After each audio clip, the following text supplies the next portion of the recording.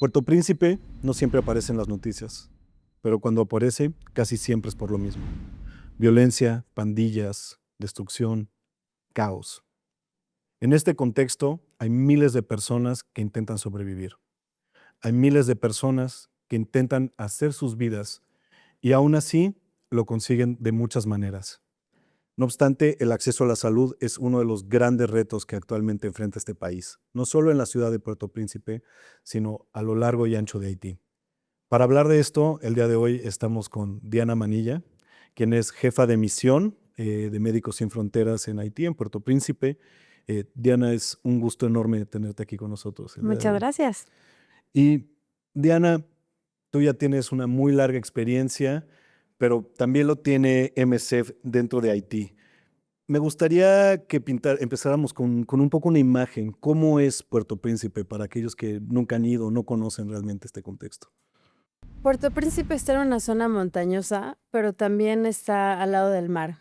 Entonces, imagínate que estás hasta arriba de la montaña y en esa parte es en donde están los complejos diplomáticos, los supermercados, que están muy bien iluminados, que tienen aire acondicionado, que están con repisas llenas de quesos importados, carnes frescas, hay todo, todo, todo. Como baja la montaña con dirección hacia el mar, la vida cambia de manera completamente drástica.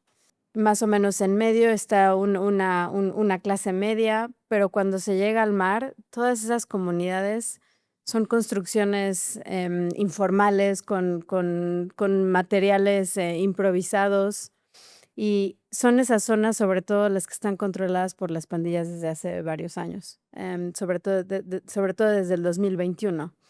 Em, entonces es una ciudad de muchísima desigualdad, em, que está caracterizada hoy en día por violencia, como que describías al principio, em, y es una violencia que afecta la vida de todo el mundo, de la persona que trabaja en las oficinas en un complejo diplomático y también de las personas que trabajan en el sector informal más cerca del mar.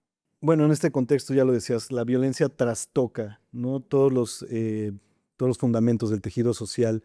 ¿Cómo es el acceso a la salud para una persona, ahora sí que está cerca del mar? Porque es el tipo de población al que MSF siempre quiere llegar.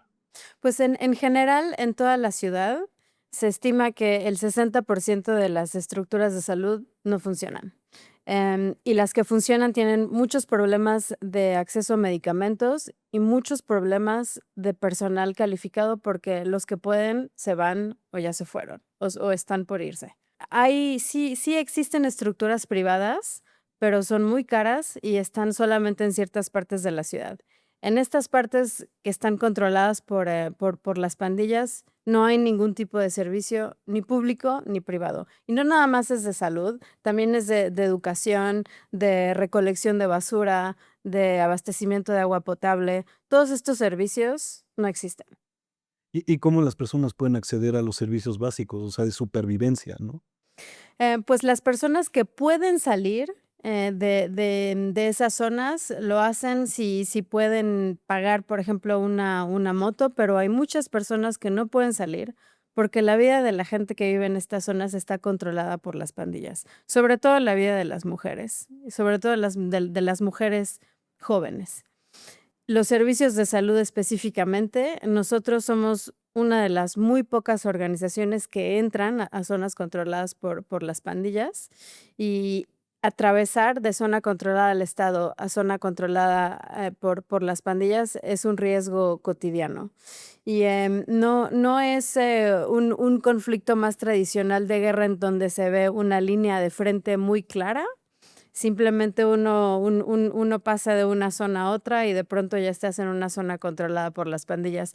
Igual lo que lo hace más evidente es la situación tan precaria y de pobreza que de pronto se vuelve muy visible, pero si no, no hay una línea que demarca. Entonces, hay gente que sí puede salir y que no tiene miedo a salir, pero hay muchísima gente que no sale. Incluso nosotros en clínicas móviles que hacemos, em, esto lo hemos notado en incremento desde el 2021.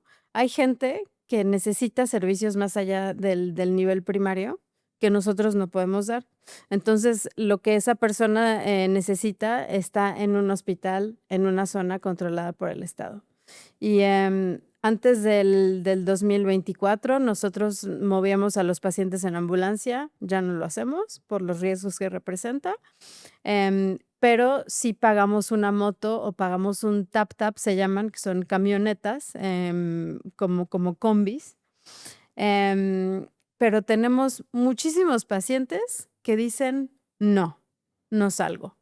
Y se les explica que igual si no tienen esos servicios de urgencia, se van a morir. Pero la gente tiene mucho miedo de que la vaya a interceptar la policía, incluso si no tienen absolutamente nada que ver con las actividades de las pandillas, simplemente por el hecho de tener una identificación que dice que viven en cierta zona de la ciudad. Ya lo asumen. Lo asumen porque esto también va en aumento y lo vemos incluso también en nuestro staff. La gente asume que si no eres cómplice, eres colaborador. Si no, no estarías ahí, si no, no te quedarías en esas zonas. Pero bueno, con esa falta tan inmensa de servicios es que la gente no tiene opción. Si no, no estarían ahí. Y mencionabas algo muy impactante, ¿no? Especialmente las mujeres, decías, y las mujeres jóvenes, el control de las pandillas sobre mujeres jóvenes. Quisiera que nos contaras un poquito más sobre de qué forma se manifiesta este control tan opresivo. Esto primero lo quisiera explicar en el contexto de la violencia tan generalizada contra las mujeres que vemos de manera muy clara en nuestra clínica de violencia sexual. Es una clínica especializada para sobrevivientes de violencia sexual que existe desde el 2015. Entonces, la violencia sexual ya existía antes de que la crisis del 2021 empezara. O sea, esta falta de respeto a las mujeres ya existía y por eso empezamos con este proyecto. Pero en el 2021 vemos un cambio muy importante en el nivel de violencia contra las mujeres. Del 2021 para acá, los casos se han triplicado. La mayoría son violaciones. También hay pacientes de violencia física, violencia emocional, pero casi la mayoría son, más del 90% son violaciones. Y otra característica es que ellas describen, el 99% son mujeres. No quiere decir que no existan hombres que sean víctimas, sino que es la mayoría que vemos en el grupo de pacientes. Ellas explican que el agresor pertenece a una pandilla. Y otra cosa que ha cambiado mucho es el número de agresores. A veces hay 2, a veces hay 5, a veces hay 20 agresores. Y también hay un aumento del uso de arma o para violar a las mujeres o para golpearlas en la cabeza hasta que están inconscientes y se vuelve más fácil violarlas. Este tipo de violencia existe en muchos lugares, en zonas de personas desplazadas que están fuera de las zonas controladas por las pandillas, pero también existe en zonas controladas por las pandillas. Y es ahí donde nosotros, que somos de las pocas organizaciones que tienen acceso, vemos el nivel, no nada más de violencia, sino también a veces hasta qué nivel se normaliza este tipo de agresiones. Tenemos... Perdón, pero mencionabas 2021. Creo que para un contexto un poco más amplio sería bueno decir, ¿no? Sí. ¿Qué es el momento de 2021 Sí. que cambia todo, ¿no? Digamos. En el 2021 se asesina al presidente en ese entonces que se llamaba Jovenel Moïse. Jovenel Moïse. Entonces es en ese momento en el que se hace una división entre las pandillas que tenían algún lazo con el gobierno en el poder y las pandillas que probablemente están liadas con el grupo que ya no quería que ese presidente siguiera. Entonces, en ese entonces hubo una batalla por control de diferentes partes de la ciudad del 2021 al 2024. Y en el 2024, esos dos grupos se unen y forman una coalición en la que deciden que en vez de ser el enemigo del otro, son un solo grupo y el enemigo en común es el Estado. Entonces, en 2024 para acá, es una violencia más generalizada. Es propiamente, o sea, se entiende ya dentro de la nota de una guerra civil. Pues hay mucho debate en cuanto a cómo se define, cómo se describe, el conflicto. Bueno, dejemos eso tal vez un Pero poco más para la academia, okey. porque a fin de cuentas lo que nos interesa es el tema de los pacientes, ¿no? De lo Ujú, que claro. ya estabas contando, precisamente la dificultad, lo que se enfrentan a las mujeres en específico, el rol de MESEF, ¿no? Y justo tú como jefa de misión, pues las decisiones han de ser muy difíciles, de vida o muerte constantemente, ¿no? ¿Nos puedes caminar un poco cómo ocurren estas decisiones? ¿Cómo se tienen que tomar? Sí, pues, por ejemplo, una relacionada con la situación de las mujeres es que tenemos muchas pacientes que vienen por servicios de pastillas anticonceptivas, por ejemplo, y hay algunas que tienen 11 años. Y cuando se discute con ellas, muchas veces no existe una noción de que estén en un ciclo de violencia, sino que te dicen que, bueno, encuentran un cierto nivel de protección para ellas y para su familia, o que ellas quieren porque, bueno, el pandillero es joven y les gusta, a pesar de que tienen varios grupos de mujeres que se vuelven básicamente esclavas sexuales. Entonces, bueno, decidimos qué hacemos. ¿Damos este servicio, no damos este servicio? Estas niñas están completamente bajo el control de las pandillas. Y bueno, aquí lo que toca también es saber hasta nosotros llegamos hasta qué punto, porque somos una organización médica, pero este tipo de persona necesita muchas cosas más allá del apoyo médico. Por ejemplo, un albergue. Hay muchas que si deciden venir con nosotros a una consulta por violación, muchas saben que ya no pueden regresar porque el agresor o vive en la casa o vive en la colonia. Entonces, hay la verdad muy pocas opciones a las que nosotros podemos acudir para que ellas puedan, bueno, reorganizar sus vidas. Ese es un problema cotidiano. Y la violencia, a fin de cuentas, ha determinado, ¿no? Cómo Médicos Sin Fronteras decide operar dentro de Haití. Ya mencionabas la Clínica de Salud Sexual y Reproductiva. ¿Qué otro tipo de proyectos hay también en terreno? Hoy en día tenemos 7 estructuras de salud. 2 de ellas están en zonas controladas por el Estado y las demás en zonas controladas por los grupos armados. Y esto nos ha traído bastantes problemas de percepción. Se percibe que estamos del lado de los pandilleros, pero bueno, es como les describo que es el contexto en estas zonas, que hay una falta completa de servicios. Pero bueno, un proyecto que ha sido, uno de los proyectos que en los que hemos tenido más desafíos es, un hospital de urgencias justo en una zona controlada por las pandillas, y ahí tuvimos un incidente en noviembre en el que, una ambulancia había recogido a 3 heridos de bala cerca de este hospital a unos metros, y la policía interceptó a la ambulancia y nos obligó a que lleváramos a esos pacientes a otro, hospital, a un hospital público, después de tirar al aire y después de muchas amenazas.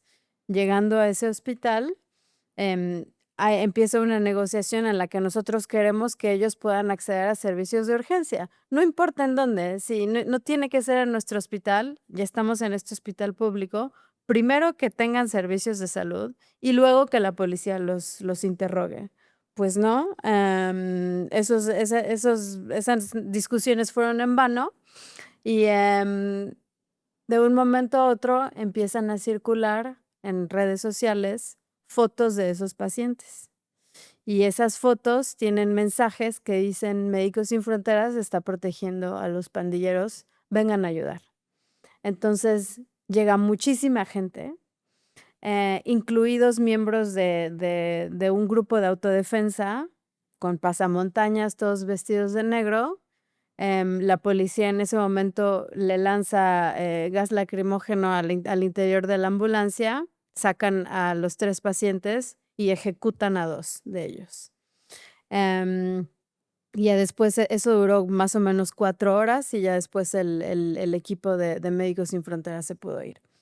Dar servicios de traumatología hoy en día se ha vuelto un problema de seguridad para nosotros, porque en este caso ellos eran sospechosos. La policía sospechaba que eran pandilleros y no, la policía tiene muchas dificultades en que nosotros insistamos en dar servicios imparciales y en que a nosotros no nos toca preguntar si son o no pandilleros o quiénes son o qué hicieron o qué no hicieron. A partir de ese momento tuvimos, en la semana siguiente tuvimos otros 4 incidentes en la que miembros de la policía en uniforme paraban los coches de Médicos Sin Fronteras para decirnos que nos iban a violar, que nos iban a matar, que iban a incendiar las ambulancias.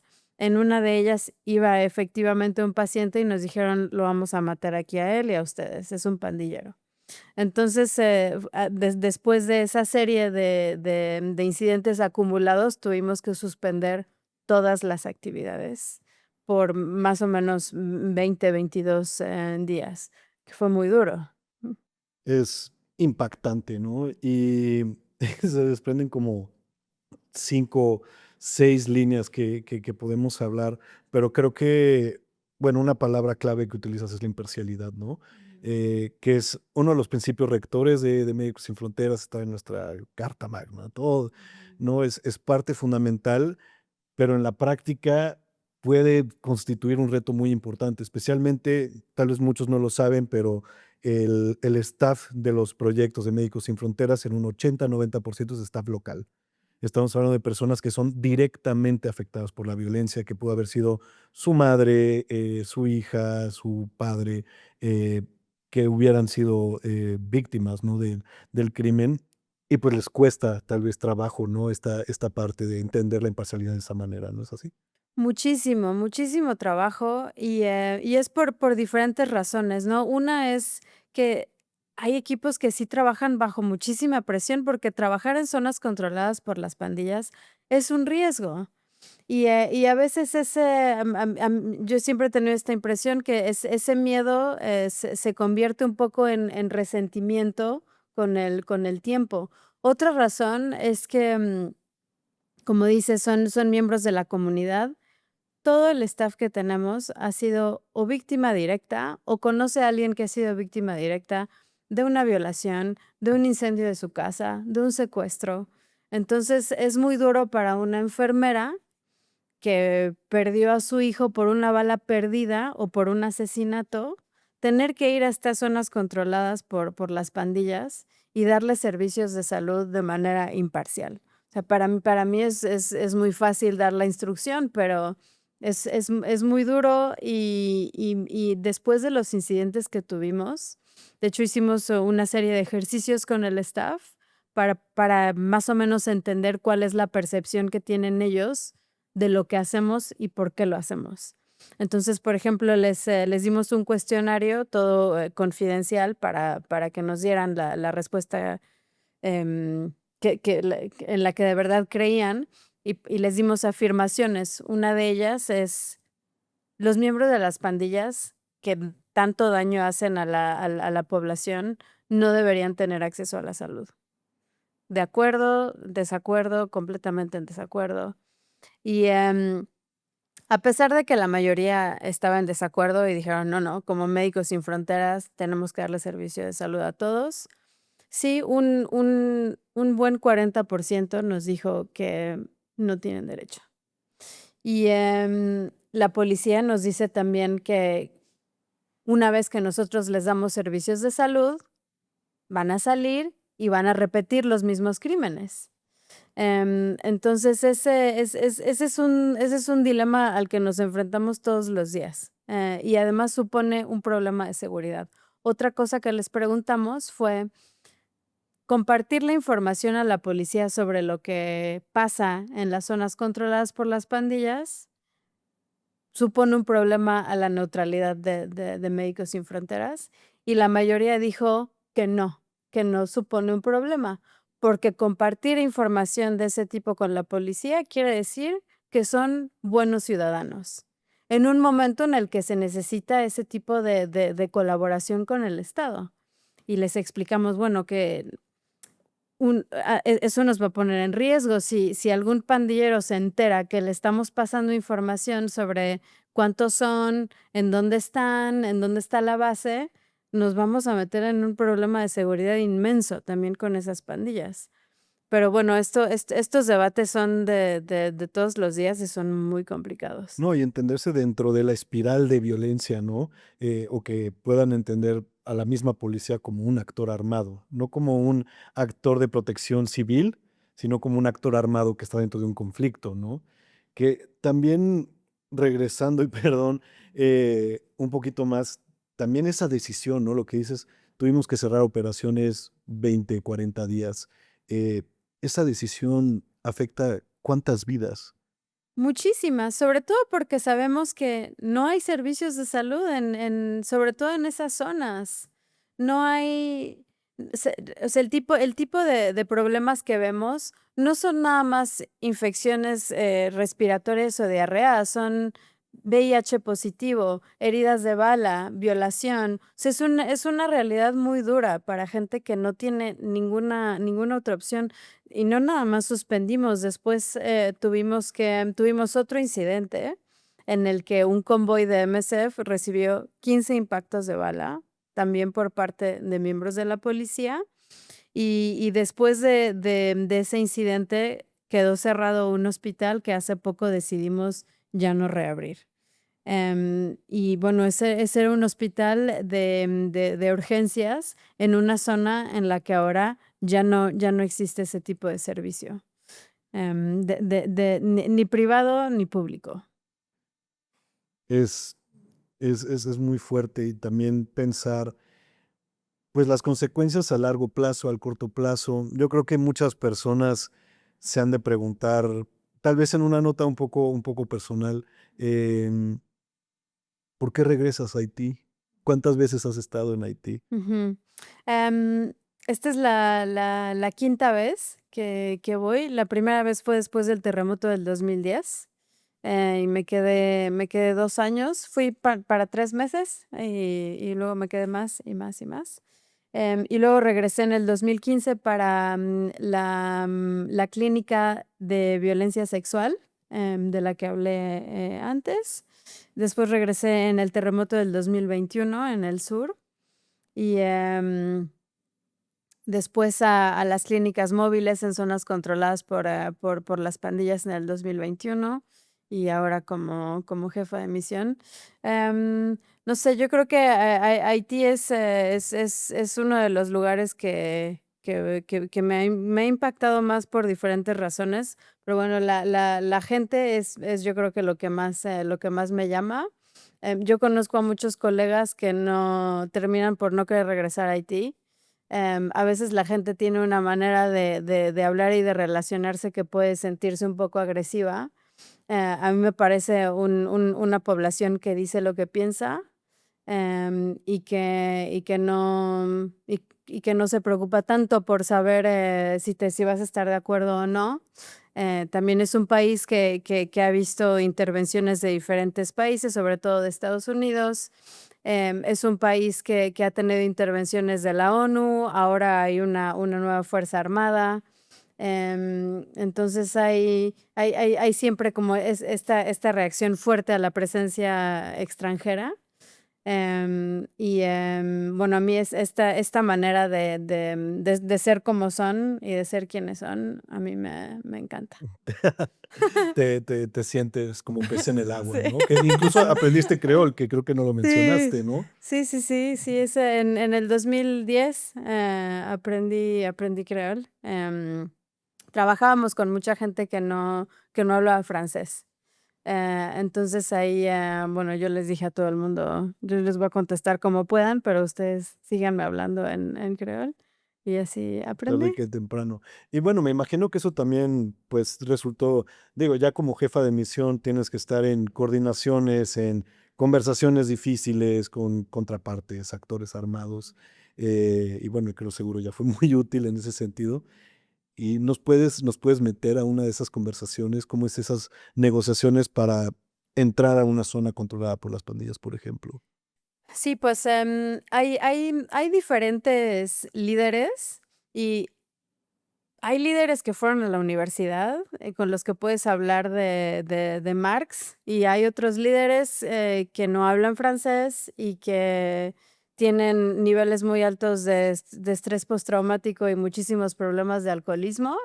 Entonces varía muchísimo de una zona a otra. Pero la negociación en realidad se parece mucho a negociaciones que hacemos en otros países, que es nosotros les vamos a dar servicios de salud y no le vamos a hablar a la policía, porque a nosotros no nos toca, ese no es nuestro trabajo, y a cambio ustedes nos van a respetar, y si va a haber algo, no necesitamos saber qué es lo que a quién van a atacar o en dónde van a atacar, pero simplemente nos dicen: "Hoy no vengan", y ya está. Y eso hasta ahora funciona bastante bien. Tenemos más desafíos con la policía. Sí, es lo que estaba pensando, ¿no? O sea, justo las historias que nos venías contando es de la policía la que está agrediendo, no las pandillas per se, pero también está el riesgo, siempre hay balas perdidas, me imagino, todo ese tipo de cosas, ¿no? Siempre hay balas perdidas. Y bueno, la división entre policía y pandilleros tampoco es tan clara, ¿sabes? Por ejemplo, uno de los líderes que es probablemente el más conocido, que es también la persona que habla con la prensa, Un Barbecue, barbecue él, famosísimo. él era policía. ¿Sabes? Entonces sí, esa línea no es necesariamente muy clara, pero sí este resentimiento de que nosotros damos servicios de salud, sí, a veces a pandilleros, a veces a pandilleros, pero también a mujeres embarazadas, a mujeres violadas, a personas que estaban en sus casas y una bala perdida les cayó en el brazo, a gente accidentada. Los hospitales de traumatología, a veces cuando hablo sobre todo con la prensa, la pregunta es: ¿y cuánta gente ven que es víctima de violencia? La mayoría de los pacientes son víctimas de accidentes de coche, son caídas, pero, pero también hay esta imagen de que todo es violencia en Haití. Y sí, es algo que forma parte de la vida cotidiana, pero hay muchísimos pacientes que no tienen nada que ver con violencia, que cuando cerramos, cuando suspendimos, no tuvieron ninguna opción por esas agresiones hacia la organización. Que justo era lo que te quería preguntar después, ¿no? ¿Qué pasa con todos estos casos crónicos? Las enfermedades, digamos que pues trata MSF en un contexto en el cual puede operar con completa soltura o normalidad, ¿no? O sea, porque ha de haber una crisis de salud durmiente o invisible porque la violencia es tan visible, ¿no? Claro, por ejemplo, todo lo que tiene que ver con salud materna, o sea, con ir a consultas durante el embarazo, a tener un parto asistido, ese tipo de cosas tan básicas se suspenden en este tipo de crisis, y las mujeres no dejan de embarazarse y los bebés no dejan de nacer en una crisis, y eso lo vemos en todo el mundo. Em, y, em a veces pensamos también hacer el servicio, que el servicio esté disponible, se va a traducir en que la gente tenga acceso, pero eso no es necesariamente cierto. Y lo vemos con muchas mujeres que no necesariamente quieren venir a tener un parto asistido porque tuvieron malas experiencias con médicos que no eran respetuosos, bueno, las pacientes de violencia sexual, que es muy duro, decirlo en voz alta e ir a decir: "A mí me violaron". Entonces, no nada más es el desafío de llegar, poder tener un poco de respeto de los grupos armados y montar una estructura de salud, sino también ganarse la confianza de la gente. ¿Y recuerdas algún caso en particular, alguna paciente que fuera una historia tan complicada de resolver, de manejar, de dar atención, que ahorita, o sea, que tú la pudieras recordar en este momento? Sí, una del 2015, que fue una de las primeras pacientes que tuvimos cuando se abrió la clínica de violencia sexual. Y desafortunadamente su caso es un caso que podríamos ver hoy también. O sea, no era algo inusual. Ella estaba caminando en la zona en la que vivía y un vecino le dijo que si la llevaba, se subió a su coche, se la llevó a cualquier otro lugar. Habían otros 3 o 4 hombres, todos la violaron y después se la llevaron a una zona en donde había mucha basura. Y desnuda la arrastraron por las pilas de basura. Entonces llegó a la clínica llena de cortadas por todo el cuerpo, no nada más violada. Antes de llegar con nosotros, ella había ido a otro hospital. Y en ese hospital le preguntaron, ¿por qué te subiste al coche? Entonces llegó con la idea de que definitivamente había sido su culpa y casi pidiendo perdón a todo el mundo y con muchísima pena. Entonces, también notamos ciertas actitudes en nuestro staff que también estaba preguntándose, pero pues sí, ¿por qué se subió al coche? Entonces, ese caso no era nada más la violencia extrema a la que ella vivió, sino también saber que no podemos controlar todas las reacciones del personal en todo momento y qué tipo de preguntas le van a hacer que no son necesarias, que son por pura curiosidad a veces. Em, ese caso lo recuerdo mucho porque a partir de eso le empezamos a poner mucho énfasis también en tener discusiones regulares con el personal sobre qué es el consentimiento, sobre que el consentimiento no es permanente, sobre el tipo de preguntas y de reacciones del personal de salud que hieren enormemente y la verdad no son preguntas que se hacen a propósito para herir o para ofender, son pura curiosidad, son a veces falta de conocimiento, pero que culpabilizan, que resultan muy traumáticas. Entonces, todo esto, bueno, lo recuerdo muy bien y también fue a partir de eso que empecé a trabajar mucho en el tema de violencia sexual. Es, es profundamente impactante. Creo que em, me pregunto, creo que cualquiera se preguntaría por dónde se cuela la luz en un contexto así, donde ves resiliencia, donde ves valentía, fortaleza, no solo en sobrevivir, sino en vivir, ¿no? Como personas con dignidad. ¿Dónde tú lo encuentras y dónde tú lo ves en un contexto tan hostil? Pues, lo veo, por ejemplo, ahora estamos empezando un programa en el que, ponemos, como en un par pacientes de violencia sexual, para que hablen de su experiencia. Entonces, no es una terapia, porque la paciente que está acompañando a la nueva paciente no es psicóloga, ni tiene ningún tipo de entrenamiento de ese tipo, pero entiende perfectamente por la que la otra persona acaba de pasar. Entonces, ese tipo de apoyo a mí me parece muy inspirador. A veces platican del clima o van al mercado de cualquier cosa. No necesariamente hablan de ese episodio de violencia, pero se acompañan. Y bueno, a mí también lo que me da muchísima pila es la energía del equipo. O sea, las jornadas de trabajo son muy largas. Yo, si me va bien, tengo un domingo libre, pero si no, es tal vez medio domingo sí, las jornadas son muy largas de lunes a sábado, pero bueno, las necesidades son tan evidentes que eso es nos llena a todos de energía y a mí me gusta mucho trabajar me gusta mucho trabajar en Médicos Sin Fronteras por diferentes razones, pero esa es una de ellas, que es un nivel de compromiso que, bueno, yo nunca he trabajado en otro sector, no sé si existe en otros sectores, pero a mí me parece muy especial.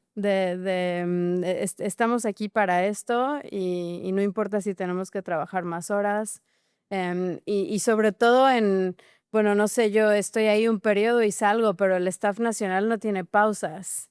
O sea, ellos viven en esa violencia constantemente y de todos modos están ahí llenos de energía. Entonces a mí eso me encanta. Me gustaría pedirte algo especial, aprovechando tu conocimiento del creol, que fuera un mensaje cortito en español y en creol para que podamos compartir también con las audiencias que tenemos en Haití, pero también las audiencias haitianas que ya tenemos también aquí en México. Ok, bueno, igual puedo decir, bueno, voy a empezar en creol y después lo traduzco. Bon, Haïti, c'est un pays bel en pile. Malheureusement, pays a un pile problème, je dis, un pile défi. Mais je pense tout le monde ensemble, nous jouer une solution. Et pas seulement violence qu'il y a en Haïti. Il y a un bel manger, belle plage, belle musique, bel mundo.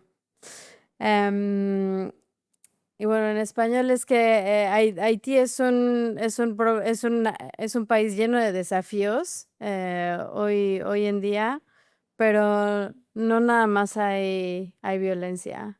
Hay música increíble que se llama compa.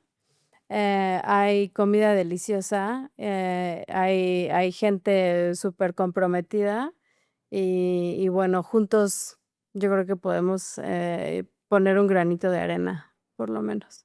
Mirar Haití no es solamente ver un país, es ver condiciones de vida, es ver personas que quieren salir adelante, es tal vez ver un poco la violencia, pero también ver que hay muchas razones para continuar.